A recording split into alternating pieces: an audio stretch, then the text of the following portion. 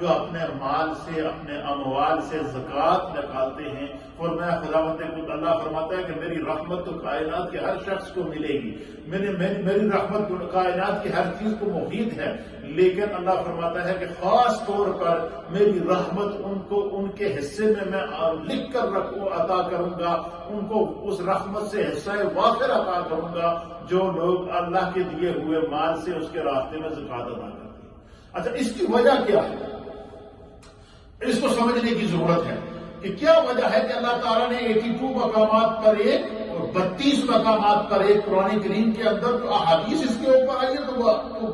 سینکڑوں میں وہ احادیث ہیں، انشاءاللہ وہ بھی میں آپ کے سامنے پیش کروں گا، لیکن کیا وجہ ہے کہ اللہ تعالیٰ نے نماز کے ساتھ احکام زکوٰۃ کو خاص کیا؟ اس کی وجہ کیا ہے؟ اس کی جہاں اور وجوہات ہیں، ہمارے مفسرین نے بڑے لطیف اس میں نقطے لکھے۔ مفسرین نے لکھا، دیکھو جب بندہ نماز پڑھتا ہے تو وہ کس کی عبادت کرتا ہے؟ خدا کی عبادت کرتا ہے، اور نماز یہ بندگی ہے خدا کی، اور یہ حقوق اللہ میں سے آتی ہے کہ اللہ نے ہم پر دن رات میں 5 نمازیں فرض کی ہیں، اور ان نمازوں کا اللہ تعالیٰ قرآن کریم فرقان مجید میں ایک جگہ نہیں، 2 جگہ نہیں، 3 جگہ نہیں، 700 مقامات پر اللہ تعالیٰ نماز کی تاکید فرما رہا ہے، اور دن رات میں 5 نمازیں بندہ مومن پر فرض کر دی۔ اور نماز ایک ایسی عبادت ہے کہ اس میں نہ امیر کی قید ہے، نہ غریب کی قید ہے، نہ صاحب ثروت کی قید ہے، نہ مستحق کی قید ہے، بلکہ فرمایا کہ جو بالغ ہو، صاحب ایمان ہو، مرد ہو، عورت ہو، یکساں وہ کھڑے ہو کر نماز پڑھیں گے، ایک ہی صف میں کھڑے ہو گئے محمود و ایاز، نہ کوئی بندہ رہا نہ بندہ نماز، یا بندہ اللہ کی بارگاہ میں کھڑا ہوتا ہے، پھر بادشاہ بھی اسی صف میں کھڑا ہوتا ہے، غلام بھی اسی صف میں کھڑا ہوتا ہے، سب ایک امام کی اقتداء میں کھڑے ہو کر اکٹھے جب اجتماعی طور پر خدا کی بارگاہ میں سجدہ کرتے ہیں تو گویا یہ بندگی کا اعلان کر رہے ہوتے ہیں کہ اللہ یہ تو نے ہی یہ جان دی ہے، تیری ہم عبادت کرتے ہیں۔ اور قرآن کریم فرقان مجید میں بھی اللہ تعالیٰ نے انسان کا مقصد تخلیق بیان کر دیا کہ وما خلقت الجن والانس الا لیعبدون، کہ نہیں پیدا کیا گیا جنوں اور انسانوں کو مگر اللہ کی عبادت کے لیے۔ تو میں عرض کر رہا تھا کہ یہ نماز کے ساتھ زکوٰۃ کو اللہ نے بالکل جوڑ کر بیان کیا، دونوں کے احکام الگ الگ نہیں کیے۔ اس کی وجہ کیا ہے؟ مفسرین نے جہاں اس کی اور وجوہات لکھی ہیں، ایک وجہ یہ لکھی ہے کہ نماز پڑھنا، عبادت کرنا یہ حقوق اللہ ہے، اور زکوٰۃ ادا کرنا یہ حقوق العباد ہے۔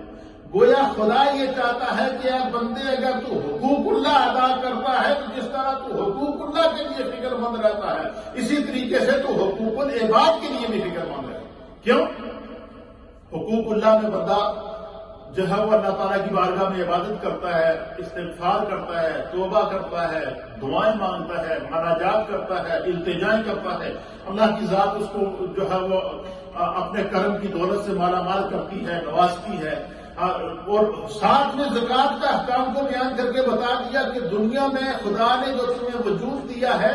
اس وجود سے تمہارے جسم سے کسی کے ساتھ زیادتی نہ ہو، تم حقوق اللہ کے ساتھ حقوق العباد بھی ادا کرو۔ تو گویا کہ یہ حقوق زکوٰۃ میں چونکہ بندہ اپنے نصاب سے زکوٰۃ نکالنے کے بعد جو ہے وہ غربا کے اندر، ضرورت مندوں کے اندر تقسیم کرتا ہے، اور غربا کے جو مشکل دن ہوتے ہیں تو زکوٰۃ کی صورت میں ان کے بہت سارے معاملات حل ہو جاتے ہیں، ان کا عید اچھی گزرتی ہے، ان کا رمضان اچھا گزرتا ہے، ان کے جو ہے وہ جو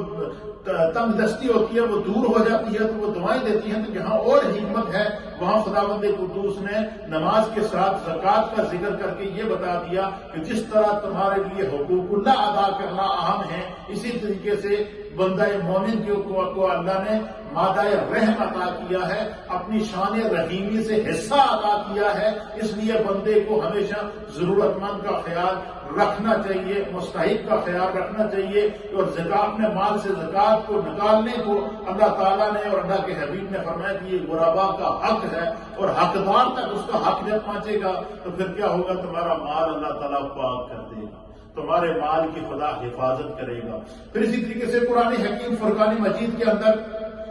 دوسرے مقامات پر جب آپ جاتے ہیں تو قرآن کریم کی سورت ہے سورہ التوبہ۔ سورہ التوبہ کی آیت نمبر ہے آیت نمبر ہے 34 قرآن کریم کی سورہ توبہ پارہ نمبر 10 ہے اور اس کی آیت نمبر ہے 34۔ اس میں اللہ تعالیٰ نے ان لوگوں کو مخاطب کیا ہے جو اپنے پاس سونا اور چاندی جمع کر کے رکھتے ہیں،